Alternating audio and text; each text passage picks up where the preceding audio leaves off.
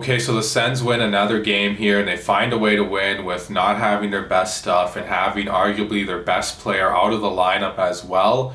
And it's another hotly contested game against the Winnipeg Jets. And with the exception of a couple meetings against Winnipeg this season, I think the Sens have stayed step for step with them. Yeah, they've been outplayed in some of the meetings and maybe haven't had their best stuff, but they've still found a way to keep it close for the most part, other than those two games, like I said. But let's get to lineup notes here. Filip Gustavsson starts in net once again. Alex Formenton returns to the lineup in place of Michael Amadio. Filip Forsberg still on, I guess, protocol, so to speak. And apparently he's going to practice with the team, DJ Smith said tomorrow, so that would mean today. And we'll see if he gets in net tomorrow against Montreal. But I don't know, Gustafsson's playing pretty good. He might get the starts here from here on out for the rest of the season, so we'll have to see how that goes. So in that first period, Thomas Chabot would suffer an injury from Logan Stanley, who hit him pretty hard in the corner. Well, not exactly in the corner, but around that area. And this kind of begs the question, when you see Chabot's injury, should guys be allowed to finish their hits after the puck's gone? Because, there's always a good 1 or 2 seconds where guys are still allowed to finish their hits, follow through with their hits after the puck's gone. Maybe they need to change that rule. I know some people aren't going to like me saying this, and I'm not saying it out of a biased heart because, Chabot's an Ottawa Senator and he's one of my favorite players. I mean, yeah, maybe there is a little bit of that, but also for any player in the league too. I mean, it'll just make the game a lot more safer, and you won't have to worry about having injuries like this where they feel like they're avoidable injuries just because you get a guy following through on his hit, especially a big 6'7", 230-pound monster following through on his hit after Chabot's already released the puck. It was a legal hit, but maybe the league needs to make hits like that illegal. I don't know. And then Connor Brown would score shorthanded, his 18th of the season, assisted by Nick Paul to get Ottawa up 1-0. And I think it was really important for the Sens, if they wanted to win this game, to get the first goal in this one, especially with Chabot being out of the lineup. The Sens, even DJ Smith said, we had a hard time breaking out in this one. I couldn't agree with him more. They just didn't look as crisp, and they look like a different team when Chabot's not in the lineup. It's almost like the Erik Karlsson effect when Karlsson was in Ottawa. When he wasn't in the lineup, the Sens just looked like a completely different team. Looked like you could really take advantage of them on the back end. That kind of seemed to be the case when Chabot's not in the lineup either. There'd be no scoring in that second period, but not for a lack of chances for the Winnipeg Jets, as they'd outshoot the Senators 17-4. That in large part to being Ottawa just couldn't help themselves from staying out of the penalty box. They took 4 straight penalties in that second period. Well, one carried over from the first, but it was essentially a full 2-minute power play. It was a minute 55 carrying over from the first period on a Stützle penalty. And the Jets would be denied on all 4 of their power play attempts in the second and all 6 in the game. Ottawa's penalty kill was really good. Filip Gustavsson was really good in this one. He got one big fortunate break where the Jets hit a crossbar. It looked like it went in. But when you're playing as good as Gustavsson was, man, you deserve those breaks. There was one play in that second period where Brady Tkachuk went after Mark Scheifele for whatever reason. I don't know why. Tkachuk, he's known for doing this. He's kind of a borderline dirty player, I would consider him, and he just likes to stir the pot.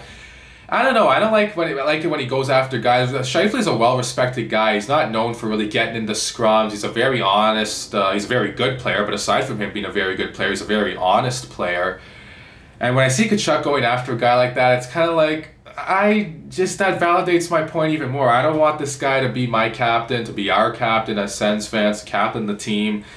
It's just it's not a good look on the organization. I wouldn't want my captain out there trying to rough up a well-respected player for no reason. It's not like Scheifele was banging away at Gustafsson's pads or something. He's trying to clear him out. He was just kind of standing there, Scheifele was, and Tkachuk just goes after him and starts attacking him.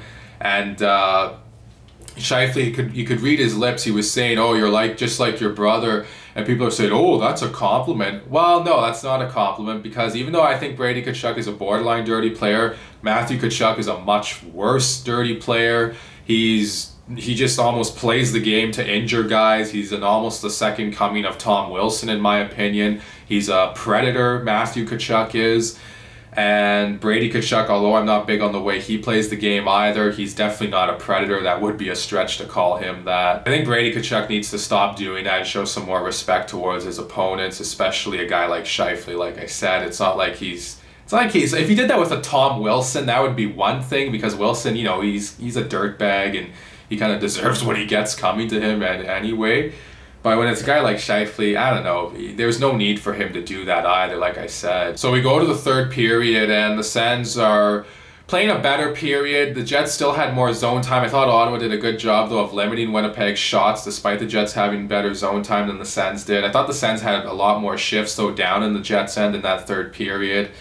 And they kept Winnipeg to the outside a lot, despite the Jets having a lot of zone time. And they made the saves a little more easier for Gustafsson in that third period than they did in the second.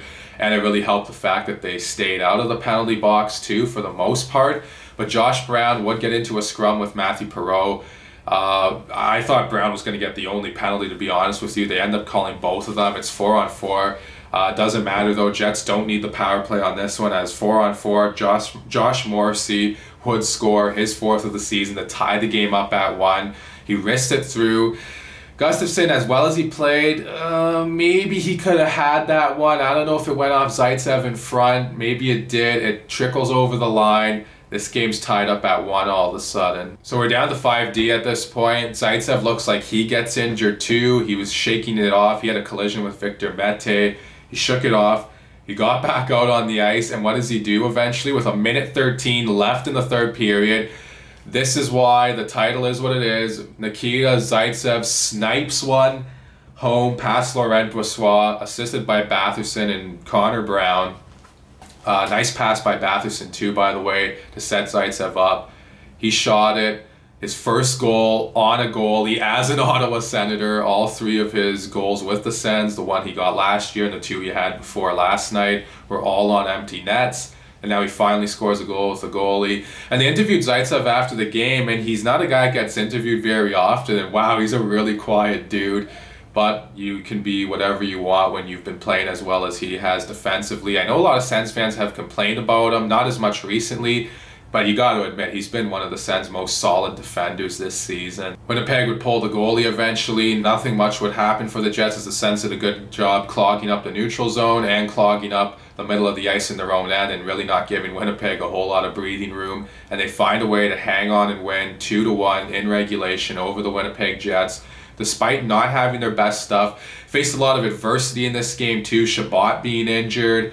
Lots of penalties against them. It's almost like the D just didn't really know what to do back there without Chabot there. But they battled hard, to their credit, and they found a way to get a win, like I said. So that's it for this one. Let me know what all of you think in the comment section below about this game and about this season so far in this last stretch of games. I also really want to hear from Sens fans too in the comments.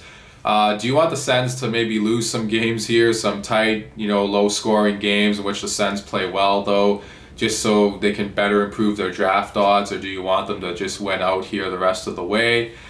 Only 4 games left now. 52 have been played, so I can't believe we're already near the end of this season. And despite this season going by fast, it just seems like a really long time ago since opening night now, and it's just because there's been so many games in such a short amount of time compared to a normal year.